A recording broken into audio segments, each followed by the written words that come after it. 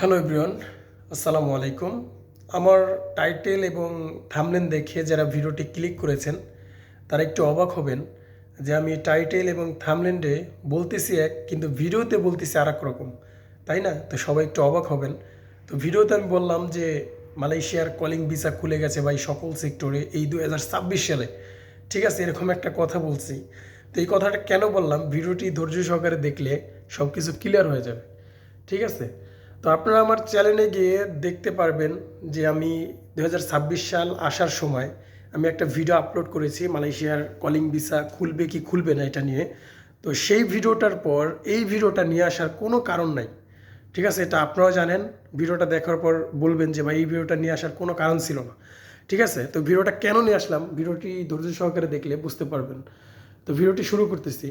দেখেন, পয়েন্ট হচ্ছে একটা, আমাকে অনেকেই কমেন্ট করে বলতেছে যে ভাই, এবং গ্রুপে বলতেছে গত কয়েকদিন, এই 2 দিন ধরে 3 দিন ধরে বলতেছে ভাই মালয়েশিয়ার কলিং ভিসার আপডেট আপনি দিলেন 2026 সালে কলিং ভিসার আপডেট, বুঝলাম, কিন্তু অনেকে বলতেছে ভাই মালয়েশিয়ার কলিং ভিসা খুলে গেছে এই 2026 সালে সকল সেক্টরে। ঠিক আছে, এরকম কথা বলতেছে। তা আপনি একটু বলেন।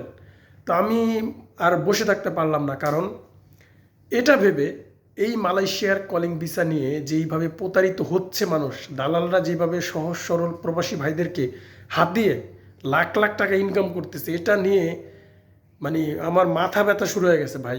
ঠিক আছে, মাথা ব্যথা শুরু হয়ে গেছে। কারণ এই মালয়েশিয়ার এই জালিয়াতির কারণে কিন্তু এখন বর্তমানে মালয়েশিয়ার কলিং ভিসাটা বন্ধ রয়েছে, আপনারা জানেন। এই জালিয়াতির কারণে মালয়েশিয়ার কলিং ভিসার সকল সেক্টরের ভিসা বন্ধ রয়েছে এই জালিয়াতির কারণে। ঠিক আছে, তো অনেকে বলতেছে ভাই আমি পাসপোর্ট জমা দিছি, মালয়েশিয়ার জন্য মেডিকেল করতেছি এবং টাকাও জমা দিছি 50,000 60,000 এবং পাসপোর্ট যা আছে সব জমা দিয়ে দিছি। বলতেছে নাকি মালয়েশিয়ার ভিসা এই জানুয়ারি মাসের 10 তারিখে খুলে যাবে। এই সকল সেক্টরে হোটেল রেস্টুরেন্ট সহ সকল সেক্টরের ভিসা খুলে গেছে, এরকমভাবে দালালরা বিভিন্ন এজেন্সি বলতেছে। তো এই ভিডিওটা এই জন্য নিয়ে আসলাম যে দালাল থেকে সতর্ক থাকুন ভাই। 2026 না, 2030 না, যখন ভিসা খুলবে তখন আমি টাকা জমা দিব, তখন আমি পাসপোর্ট জমা দিব, তখন আমি লাগলে 50,000-এর জায়গায় আমি 2 লাখ টাকা জমা দেবো। যখন মালয়েশিয়ার কলিং ভিসার সকল সেক্টরের ভিসা খুলবে আমি তার আগে একটা টাকাও জমা দেবো না।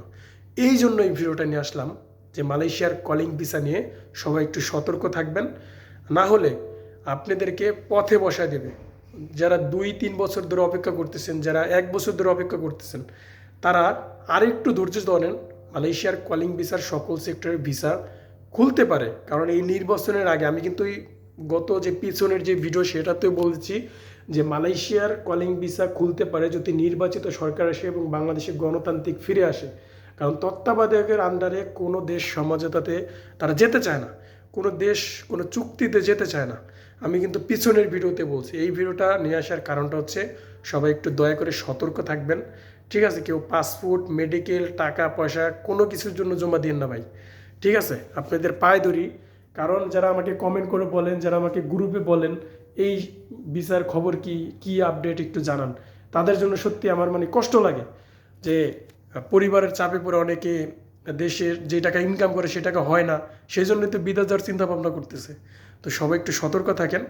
ঠিক আছে, ধৈর্য ধরছেন, আরও ধৈর্য ধরেন, না হলে পারলে অন্য অন্য দেশে যাওয়ার চিন্তা ভাবনা করেন। ঠিক আছে, মালয়েশিয়ার কলিং ভিসার জন্য কেউ টাকা পয়সা কোনো কিছু জমা দেন না। তো আমি আপনাদের মালয়েশিয়ার ভিসা খোলার সাথে সাথে আপনাদেরকে আপডেট জানাবো। তো এই পর্যন্ত সাথে থাকবেন, আমার চ্যানেলটি সাবস্ক্রাইব করবেন পরবর্তী ভিডিওটার জন্য। তো আজকের মতো এখানেই ছিল, শুধু একটা কথাই বলবো, সবাই একটু সতর্ক থাকবেন, বুঝে শুনে যা করার করবেন। তো ভালো থাকবেন, খোদা হাফেজ।